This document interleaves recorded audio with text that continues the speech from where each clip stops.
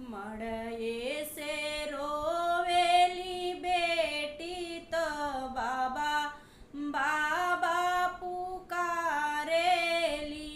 बाबा नाही बोले ले हो। मड़ये से रोवेली बेटी तो बाबा बाबा पुकारेली। बाबा नाही बोले ले हो।